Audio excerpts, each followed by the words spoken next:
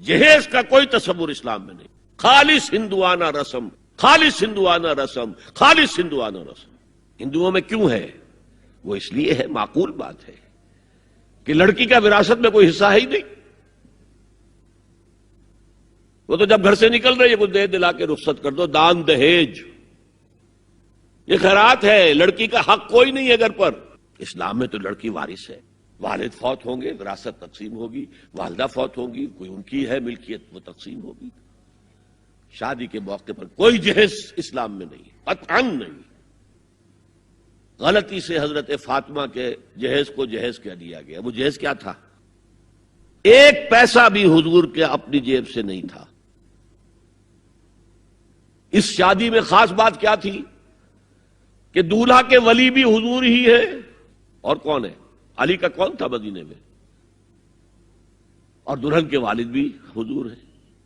اب حضور پوچھتے ہیں حضرت علی سے تمہارے پاس مہر دینے کے لیے کچھ ہے؟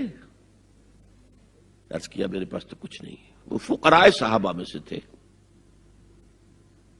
فرمایا مہر تو دینا ہے، تمہارے پاس ایک زرہ ہوتی تھی. جی ہاں زرہ تو ہے. انہوں نے یہ سمجھا زرہ تو جہاد کے لیے ہے، کوئی وہ دولت تو نہیں ہے. فرمایا جاؤ اسے بیچو یا گروی رکھ کے قرض لے کر آؤ. وہ گئے، حضرت عثمان نے خرید لی اور کچھ دنوں کے بعد واپس کر دی ہدیتاً. یہ زرہ میں ہدیہ آپ کو کر رہا ہوں. اس وقت اگر کہتے چھوڑو علی، کہاں تو لو میں پیسے دے دیتا ہوں تمہیں، تو ان کی طبیعت پر بار ہوتا. اس پیسے سے حضور نے کچھ پیسے گھر بھیجے اندر، دلہن کو ذرا تیار کر دو. اور کچھ پیسوں سے وہ ایک گدا جس میں کھجور کی کھال بھری ہوئی تھی اور 2 تکیے جس میں کھجور کی کھال بھری ہوئی تھی. ایک مشکیزہ، کنویں سے پانی تو لانا ہی ہے نا. ایک چکی، جو ہو یا گیہوں ہو پیسنا تو ہے نا. کوئی 1-2 برتن اور. اللہ اللہ خیر صلی اللہ. یہ تھا جسے جہیز کہتے ہیں، جس میں ایک پیسہ بھی حضور کا شامل نہیں ہے. وہ حضرت فاطمہ کا مہر تھا جسے بنایا گیا.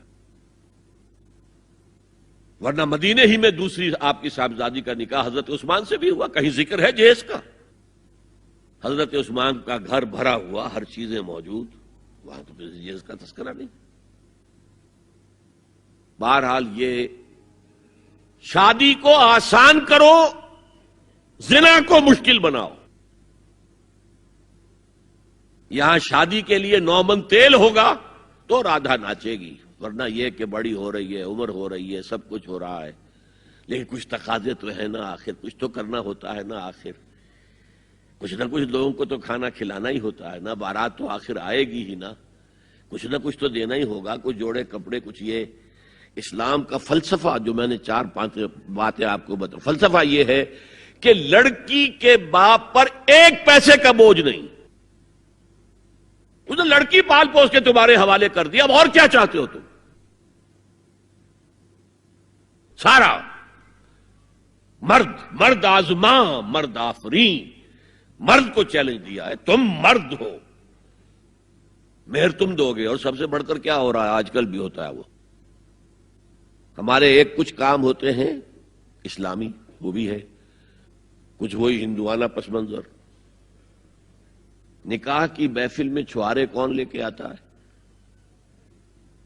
جی لڑکے والے. اور پلاؤ کن سے کھاتے ہیں؟ بھائی جس کو تمہیں مرغ پلاؤ کھلا رہا ہے وہ چھوارے نہیں بانٹ سکتا تھا؟ یہ ہے اسلام اور غیر اسلام کا امتزاج. چھوارے لڑکے والے لے کر آئیں گے اور پھر دعوت اڑائیں گے لڑکی والوں کی طرف سے.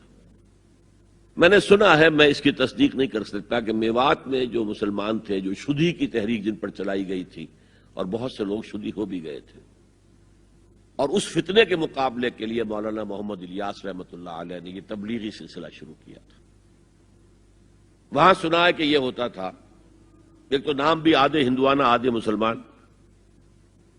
اب شادی کرنی ہے، اچھا مولوی جی کو بلا لو، بول پڑھا دیں.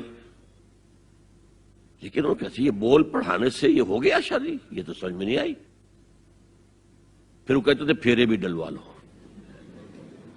اب لڑکی کی چادر اور لڑکے کی چادر میں گرہ لگے اور پھر وہ سب کے سامنے 7 چکر لگائیں، تب تو پتا چلا کہ بات پکی ہو گئی. ورنہ یہ کہ قبول کر لیا بس